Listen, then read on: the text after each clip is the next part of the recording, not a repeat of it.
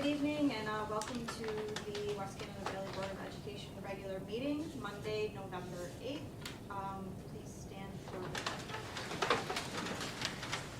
I pledge allegiance to the flag of the United States of America and to the republic for which it stands, one nation, under God, indivisible, with liberty and justice for all.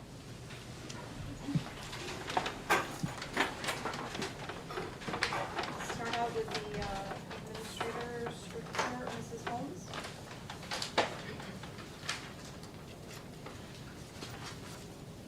We had a busy month in elementary, so I'm just going to go through a list of events. On October 12th, we had our annual Fire Prevention Day. We did have firefighters here visiting pre-K through grade 3.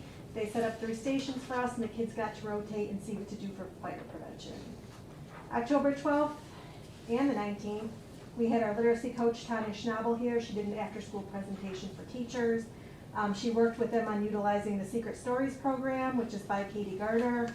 And that was for K-2. And we had a really good turnout for that. She always does a great job with all of her teachers. On October 18th through 21st, we joined the middle school and high school students for Spirit Week at the pep rally. And then on October 22nd, we had our Superintendent Conference Day. For that, in the morning session, we had our teachers in K-3 attend professional development for the Orton-Gillingham that we've been implementing. They did that with Miss Bray, who was trained with me, with Linda Martin. And then we also had grades 4 through 6 that did a data workshop with Mrs. Main, and they looked at the data from the STAR assessments.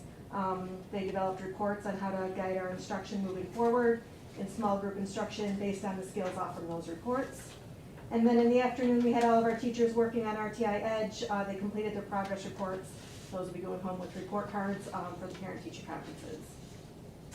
On October 28th, you probably all know, but Mrs. Balasek and our 6th grade sisters did the trunk or treat event that had about 45 to 50 community members and staff members. We went through probably about 500 pieces of candy each, so that was very successful. We had a DJ out there, we had food being sold for the BAA and GAA, and then following that on the 29th, we had our K through 6 students have classroom parties, and they got to dress in their favorite Halloween attire for that day. On November 2nd, our elementary students got to visit our voting booth. We do this every year for Election Day, and they were given the opportunity to vote for 3 days. They were at school-wide event day, pajama day, music day, beach day. They chose pajama day, so on November 10th we'll be all wearing our pajamas. And on November 5th, our 5th and 6th grade teachers met with me. We started discussing the extended day program that we're going to be implementing after school. We currently sent out about 38 invitations. That's for all students that need extra assistance in the math and ELA. It's going to be after school program. 6th grade, Tuesdays and Wednesdays. They're focusing on the ELA right now. And then in 5th grade, I've got a whole team.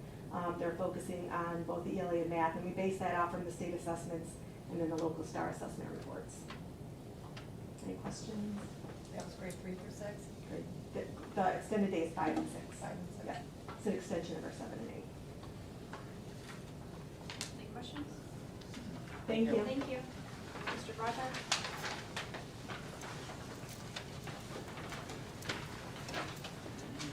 So we had our homecoming dance. We had 230 students attend that dance. It was actually right outside here. We had a tent. Peter turned out really nice. Turned on all the lights around, create some ambient lights. We had lights under the tent. And again, we had the DJ out there. Same DJ that actually did the trunk or treat, so we want to thank him. On the 2nd, we had our first SEP meeting, the school improvement plan meeting with the state. Went very well. They're happy with what we're doing here. I can see us, if they let us off, I can see us getting off relatively soon. We're starting our extended day program in the upcoming weeks, as Ms. Holmes talked about, looking at testing to determine some kids to stay after school for additional help besides the normal AIS and stuff that we provide in school. We have a mentor program that we're trying to start up for 7th and 8th graders.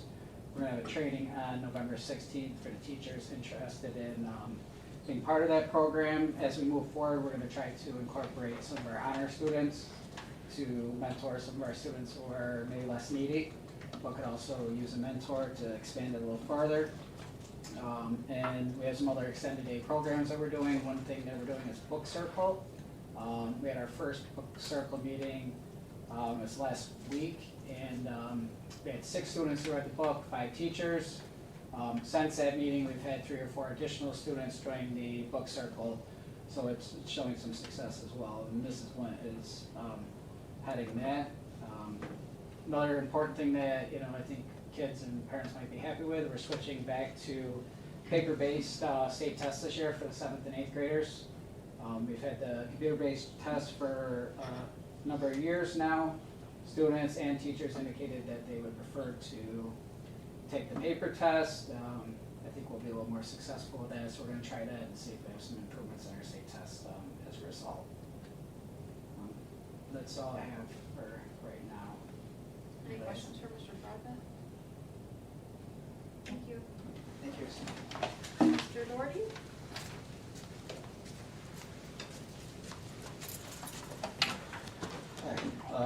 Fall sports, we're wrapping up pretty rapidly here with all of them. The only thing that we still have left going is the football team obviously is playing this Friday at the Dome at 2 o'clock. I did receive some info on that today at the staging meeting at the Dome. So there are pre-sale online tickets, and I posted all this on Facebook and the school website already, so you can get those for $8. But I know there is a cash box, just like there always would be at the Dome. You can go up there, but it'll cost you $10 if you buy your tickets at the door there. But I know some people will still prefer to do it that way, so that option will be out there. I also found out on the way down here today, just in the meeting tonight, that if we should beat Morrisville on Friday, that there will actually be, for the first time, a regional 8-man football game the following Friday against Section 5. I don't know anything more than that at this time, but we'd obviously have to get through this game first, but there would be a regional game for the first time. So that's it for the fall right now. Winter sports, one thing that's going to come up, it's in your action items there. Poland is requesting to combine for the sport of boys bowling. They have one bowler that is interested. This is very similar to them allowing us to send our wrestlers up there. We didn't have any wrestlers this year that wanted to do it, or even last year, but the 3 years previous to that, we had sent 1 or 2 kids up there and they had wrestled. This kid had actually come along last year and was at Little Falls on the same days that we were, competing for Poland, but he wants to be part of the team so his scores can count and do all that. Girls and boys basketball are a full go. All the information that I've received over the last month, there's going to be no limitation on spectators. The only thing is everybody's going to have to be masked up when they're inside. They're going to ask people to kind of space out when they can, which is a little easier in some gyms with some.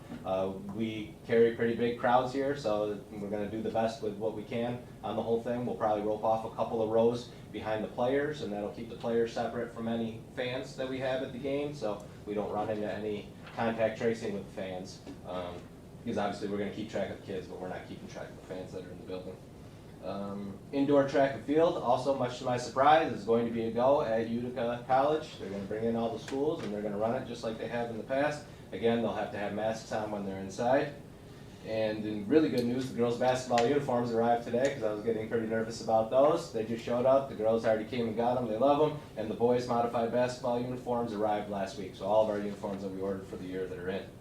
An update on the Boosters Tip-Off Tournament I keep telling you about. We're going to do it for the girls for the first time this year. Nothing's changed with the varsity, but Westmoreland doesn't have enough girls to field the JV team. Neither did Brookfield, so we were luckily able to find Richfield and New York Mills to fill their spots. So we were able to keep a varsity tournament and a JV tournament running, just not with all the same schools.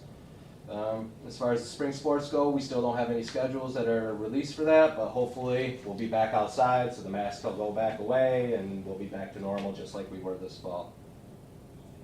Hometown ticketing seemed to go well at Sequoia this weekend, and the other events, cross country, they used it there as well, swimming. I didn't really hear a lot of complaining on it, which is really nice. The only thing I will say, and it is already posted, like I said, on the website, the online ticketing, pre-sales for the Dome, is different than the hometown ticketing. So you're not going to be able to go get your tickets on hometown ticketing.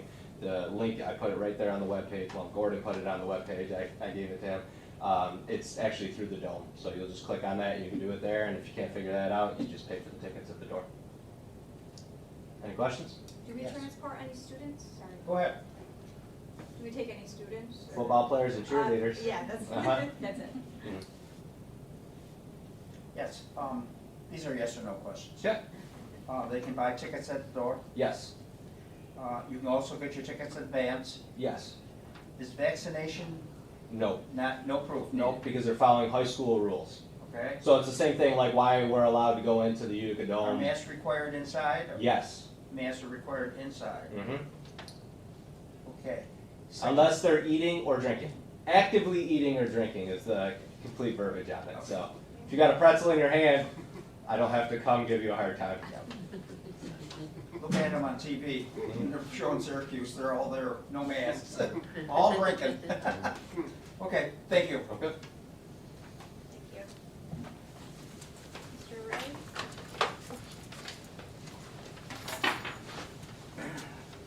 So we got a few things going on with staffing. We got 2 drivers retiring. They're both retired early December. One's December 1st, one's December 3rd.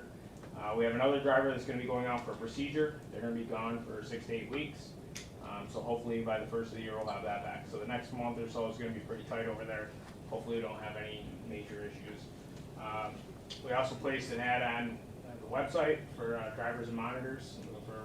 We're going to have a couple full-time openings and obviously looking for some substitutes.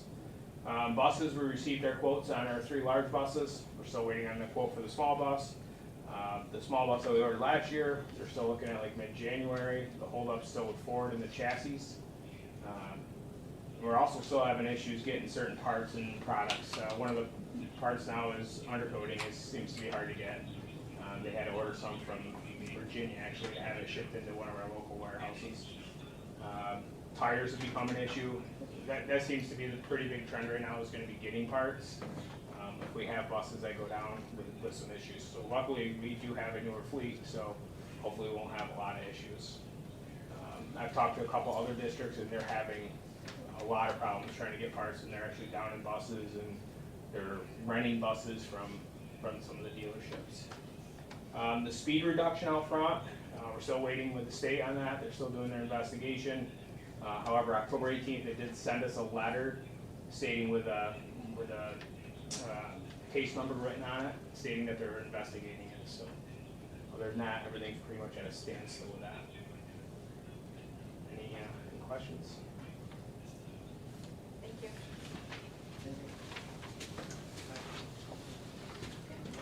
I just want to with our admin, thank them and our staff, especially when we started to talk about these extended day and these book studies and these professional development activities.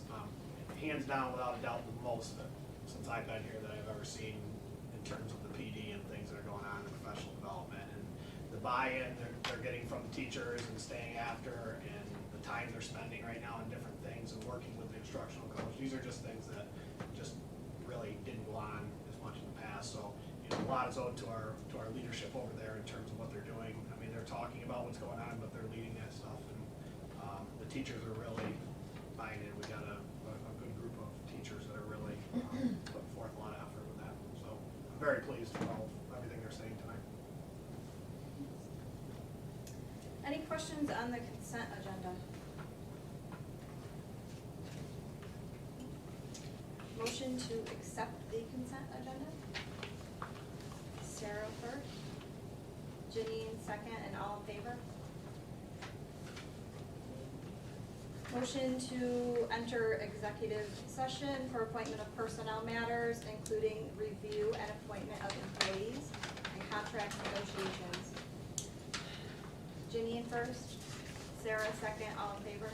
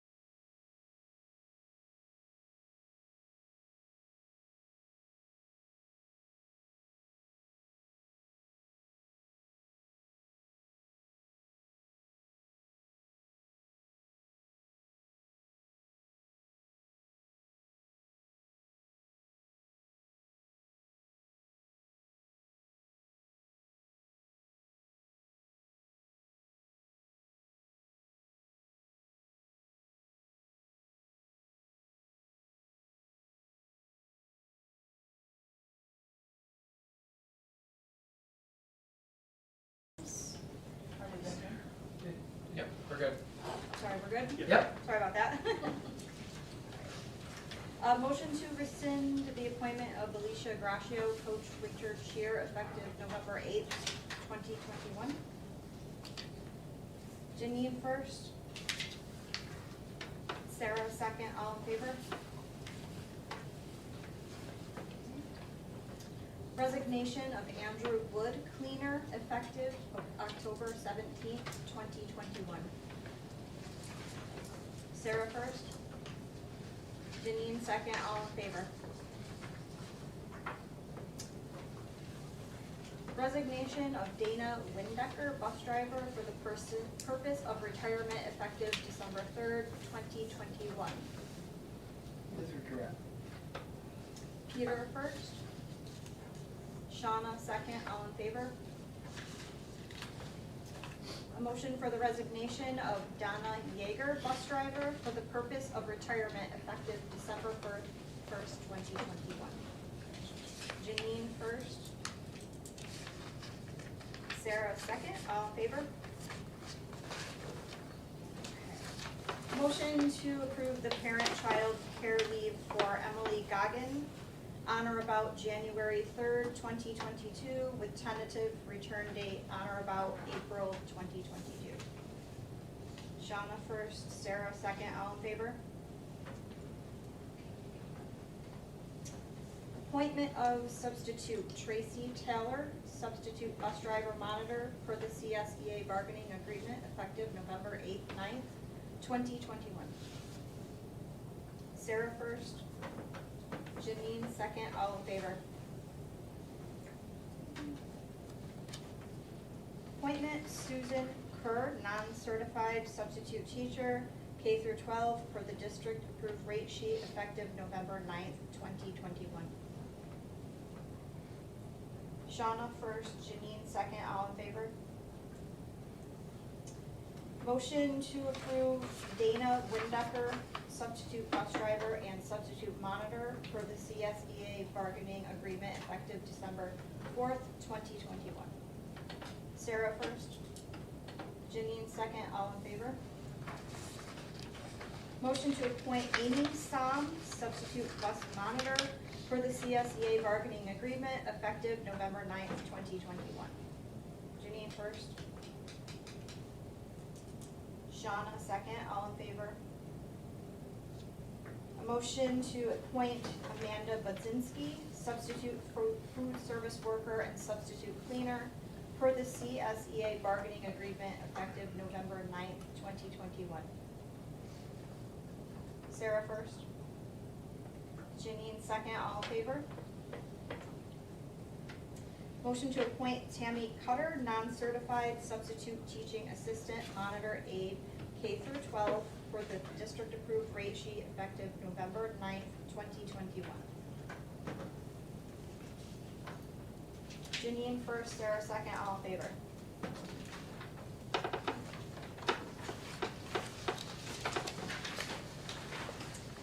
Motion to appoint Teresa Sinakowski, volunteer assistant girls basketball, effective 2021-2022 school year. Sarah first, Shauna second, all in favor. Motion to appoint Nancy Harris for a vote teller, effective 2021-2022 school year. Shauna first, Janine second, all in favor. Okay, tax collector report. In front of you have the tax collector report. We received that today. Does anybody have any questions on that? And if not, that needs to be approved. Any questions? Okay. Motion to approve the tax collector report. Sarah first. Janine second, all in favor?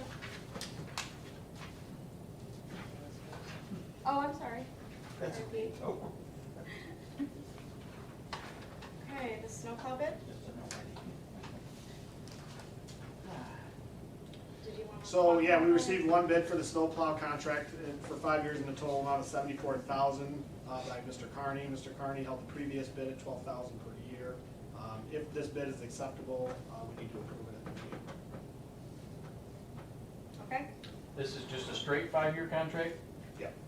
Straight. Last year, or last time it was 3 with a year extension? Yeah.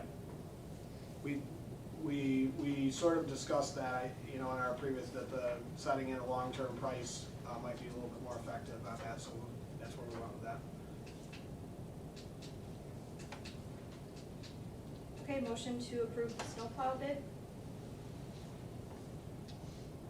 Sarah first. Janine second, all in favor?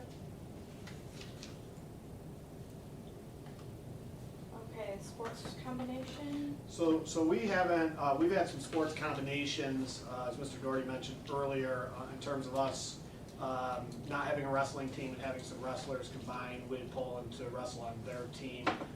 We have a bowler from Poland who is interested in bowling on our West Canada Valley team. He has participated as an independent for Poland. I believe he's a younger student as well that would like to be part of the bowling team, which is something that Poland does not have. So when we do, there's 2 different acceptance of this. We typically have accepted someone bowling or swimming or any of these other things as an independent. This is a little different from us. He'll actually be a part of our West Canada Valley bowling team. So the first step in that process, first steps are Poland approving it and the West Canada Valley Board approving it. And then it gets taken to the Center State Conference, which is the formal process, which actually would take place this Wednesday. We would approve the combination if both boards are approval. Poland is an approval, so we would need the board to approve that combination. Any questions on the sports combination? Okay, motion to approve the sport combination for the bowler. Shauna first, Janine second, all in favor? When does bowling start, or did it, November 15th. did they have any practices? They will, yeah, and they'll have 3, and then he's working with Little Falls on setting up some practices throughout the season, because that was something you guys wanted to do last year, so. Just making sure. Yep, thank you. Okay, moving on to discussion items, the Department of Health update. So this is pretty much a regular item monthly, and I generally have some updates from our last meeting to this meeting, and we do have some updates again for this. There was some changes between our last meeting and this meeting, which would be evident to, you know, those that have been involved with quarantine. Public health is now following in Herkimer County the New York State guidance of 3 feet. So anything that is 3 feet or more in terms of contact tracing, the kids are staying in school. Where leading up to October, anybody that was in that 3 to 6 foot range, or I should say 0 to 6 foot range, was being contact traced and quarantined as part of the precautionary quarantine process. That was a stricter, as I mentioned, interpretation of what Herkimer County wanted to do at that time. They have since met, and that has been reduced now down to the 3 foot mark. So right now, when we have a positive case, we look at situations where it is 3 feet or more, and those kids are no longer being placed on precautionary quarantine. So that has reduced in Herkimer County, especially the number of quarantines from classroom settings that we've had to do. So that's that. Nothing's changed on the buses. They are still quarantining the bus areas around the positive individual, the seats that are next to them and in front. So nothing has been updated on that. But one of the things that will do, as long as everybody is okay with that, is that will reduce what we have in our current in-person document that's approved. So I will make that amendment as long as everybody is okay to our opening plan that is 3 feet now in terms of quarantine. So I want to start with there. I kind of need a motion to approve that change from 6 feet Okay. to 3 feet. Okay, You can do that first for me. is everyone good with that? Motion to approve the update to Updated contact tracing. the Yep. contact tracing. Peter first, Janine second, and all in favor. Okay, thank you for Okay. that. So I'll make that update, and that'll be placed up on there. It just needs to be formalized, formally approved. So with that being said, that's the situation in here. The masks are still in play in the school, in the building itself. We have to assure that that continues. Again, this could change. We're heading into the winter season. I don't know if things will end up going back stricter or they'll stay the way they are. Obviously, hopefully we keep going in the same direction that we're going into. Going into the winter. Now, With that also being said, I just want to allude to a couple outside changes that really aren't part of our plan. Mr. Doherty mentioned capacity. We are not at this point required to limit capacity for indoor events at this time. We are not limiting, as I mentioned, I think last month, we're not limiting the indoor capacity for the musical this weekend. We are not limiting capacity for the indoor sports this weekend, and I don't believe any of the Herkimer County schools are doing that individually. Obviously, an individual school can do that sort of limitation, and I'm going to lead into some things with that. So we need to be aware of that as we go forward. Everyone needs to wear a mask. Mr. Doherty mentioned that. They need to wear masks through the musical this weekend. So anytime we have any situation where we're close together, where we're not spaced out in like we are up here, those masks have to be worn at those events. Now, with that being said, there is some information out there that I think everybody in here needs to be aware of, just in general, anybody that's traveling with any indoor teams. There is the opportunity for individual schools to make their own decisions at their own campuses and their boards as to what they're allowing onto that campus. So right now, and again, I'm waiting on Wednesday, I'll have some more official information on this from the meeting we have this Wednesday. But I know there are a couple different things going on in Oneida County that they are restricting capacity indoors. I believe there are some schools in there that are in the Center State Conference that reside in Oneida County that are limiting and doing the 2 per athlete thing there. I also heard that some schools that are in the other conference, the Tri-Valley League, are discussing the potential of home fans only for the home games. So there are a couple variations out there. To my knowledge right now, any of the neutral site college campus type events that we have are not limiting anything at this point in time. They're following the state guidance on that. So I just want everybody to kind of be aware. We're going to have to do a good job communicating some different things as we get that, so there isn't confusion. Quite honestly, I think I also heard that Cooperstown in Otsego County potentially, I can say that, is potentially looking at that. There may be other ones in Otsego County as well.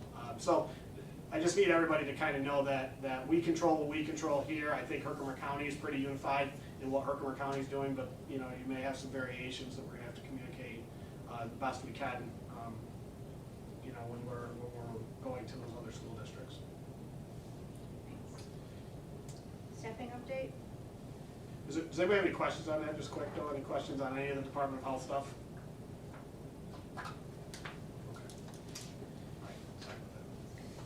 All right, so the staffing update, I thought this would be a good time. As you notice through some of our action items, we have some retirements. This is the start of some retirements. I mean, it's pretty well publicized that people are in need of bus drivers and they're out there, and we've been fortunate to have licensed bus drivers that work here. We've had pretty steady staff of bus drivers that are here, but like any place, your bus drivers age and they retire, and the idea of finding replacements and planning ahead is something we've been doing. We're getting people in. We try to get as many people licensed to drive bus when we hire them in here. If we think they can be an effective bus driver for us, or we think they can be an effective staff member in multiple locations, we get them there. And we've been fortunate to hire, even as substitutes, some people that we think could be full-time employees.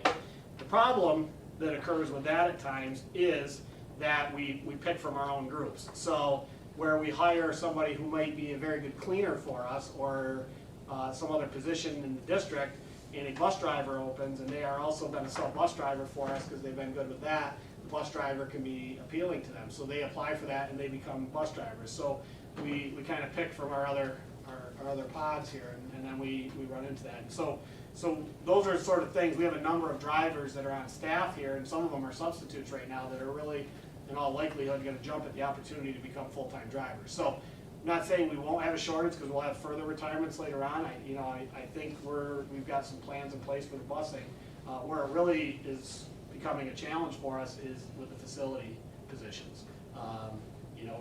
There's a number of schools that were looking for custodians. There was a custodian test that people took. I believe they were hiring 4 custodians at the one school locally. So we have cleaners that take custodian jobs.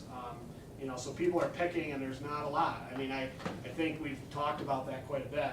Whether it's teaching positions, whether it's cleaners, custodians, building mechanics, bus drivers, there's the pool of candidates that are out there right now is slim, and we're not immune to that. We've been fortunate thus far, but I just want us to kind of be aware that there's some potential issues starting right now with the facilities and getting people. We're not getting applications for a few open positions that we have right now that we've advertised.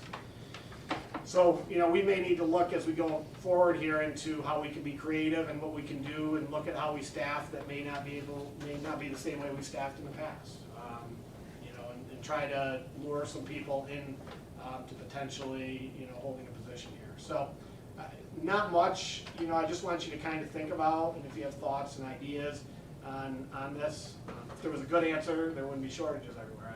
I realize that, but I just want us to be aware that we're there too now. We're there where we need some people, and we're looking for some good people that want to, get their foot in the door here, whether it's just a sub or maybe some of those openings that we have. Any thoughts or questions on that? What openings do we have right now you're looking for? So, go ahead. What do you currently have? Full-time cleaner. I had one application, and when I called that individual, they said they had an interview with another district that they were gonna do first. That's the only application I had for the full-time cleaner. Is our salary in the price range of other people? We got to look into that a little bit to see where we're at. Yep. We're a little bit low, but I don't know if that's a significant deal. You just can't hire people. I mean, nobody wants to, they're just not hiring. What about phys ed? So phys ed, we're continuing to interview. Pool is very, very small there. I mentioned teachers. Our pools are small even with phys ed, and that's. Are we advertising for that Yeah, position? yep, it's still advertised. It's currently still posted. It's been posted the last month. I believe if I can go out to all of you, we interviewed initially 5 maybe we got, and I interviewed the 3 of them this week, one last week and 2 this week. And it's still posted. We're still taking them in, but we brought some people in. So it's not 0, but it's not, we're not going through 100 applications either. I guess that's how I want to wear. Well, that's good. Yeah. That's more than we usually get. Yeah, it is, a little bit more. Yes, you are right. Yep. You're correct. I actually have a second full-time cleaner position that I didn't fill last summer. What do we pay for a cleaner? No? Right now, they're on minimum Oh, it's minimum wage. $12.50, actually it's 2 cents over, $12.52 is what the schedule is. In January, that'll have to go up, because the minimum wage is going up in January.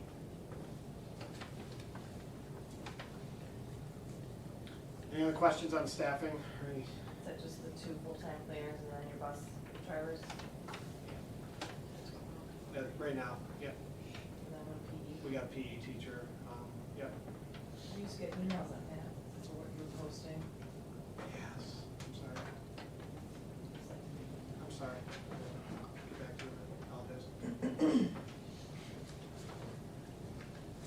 Will we be notifying the district of the schools that have different policies for health? Wear a mask, you can't come.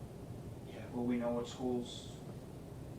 With schools. Speaking for myself. Yeah, we're gonna have to get out, we're gonna have to get some information out, Mr. Kelly. Okay. Once we know, All right. once I have that finalized of who's who, right now it's just some information I'm kinda getting through the grapevine. I'll know a lot more on Wednesday. Once we do that, we're gonna look at, preparations for where you can go, where you can't, what you've gotta do. Everybody's masks, no matter where you go, So United County's getting a little bit stricter on that. yeah, it's interesting, But they don't quarantine anybody. interesting. And they were less strict during last year. Yeah, they don't quarantine anybody. All of United County. Back to the basketball, if we have to go where it's only our fans, can we do the senior parents of the other team now? I hate to see a senior parent of an opposing team member Yeah.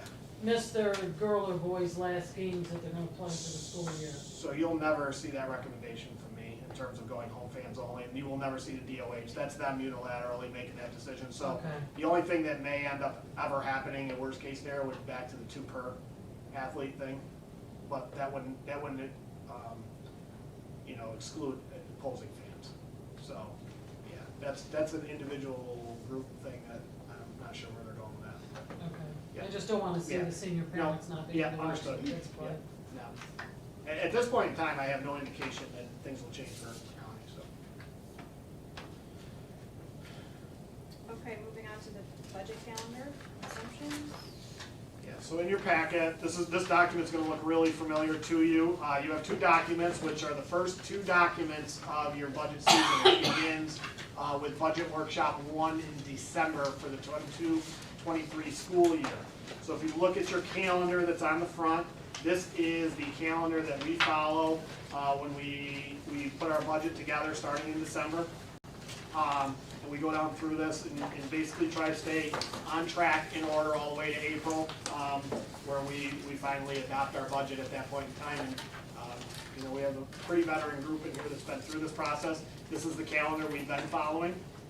So if we're okay with that calendar, next month I'll bring that back. If you want adjustments to that calendar, you want to move things around, you want other things added, different things in here, we can do that, and I can change that. You won't need to approve it until next month. If you look on to the next page, is your assumptions, which is sort of our overall guidelines and outlines in which we use to develop our budget in terms of that, starting with the outlined calendar. We have mention of our current programs and policies. We talk about limiting tax levy increases. We talk about enrollment and staffing reviews. We talk about our facilities, our maintenance, our grounds. We obviously have a project that's up for vote tomorrow, for next month, I was gonna say. Tomorrow, from 12 to 8, that'll be part of this whole dynamic with our budget as well.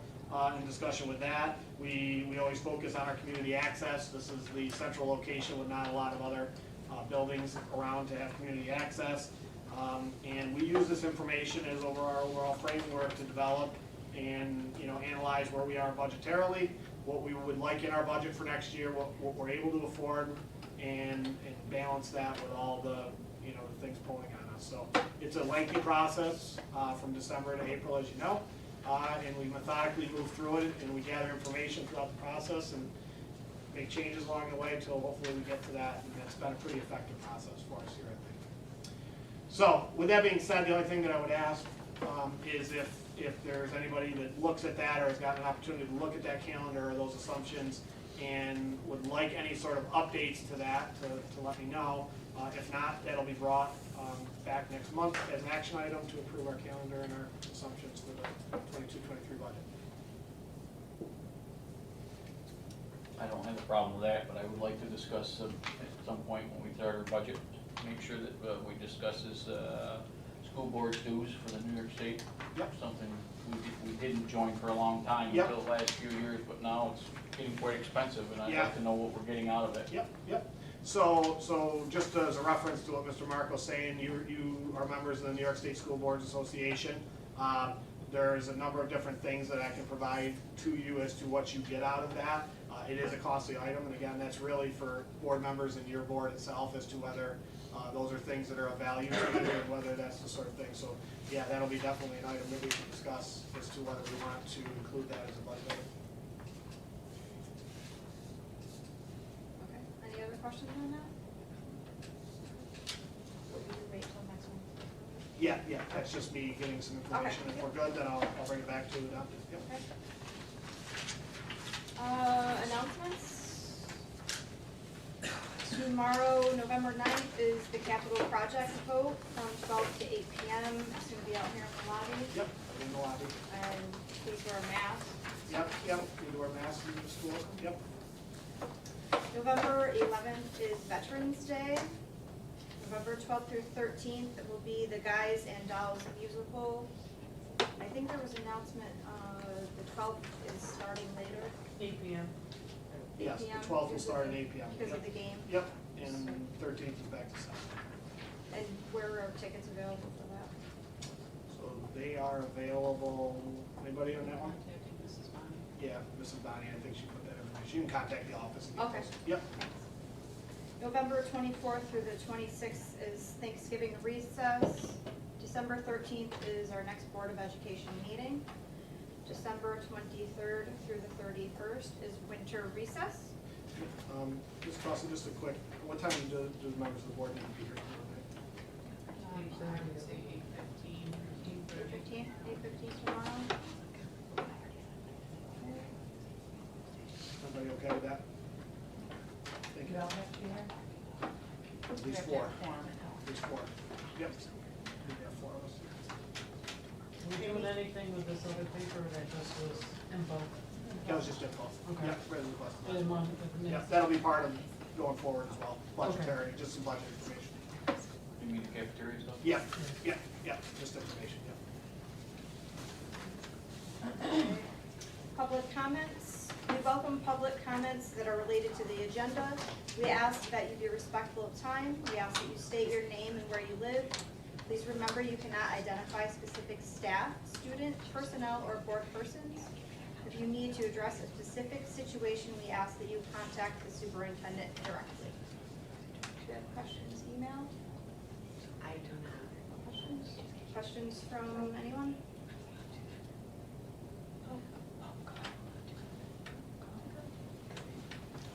Can I talk about the Alicia Gracio? No, you can't, sorry. Any other questions? Okay, motion to adjourn. Janine first, Sean a second, all in favor? Thank you.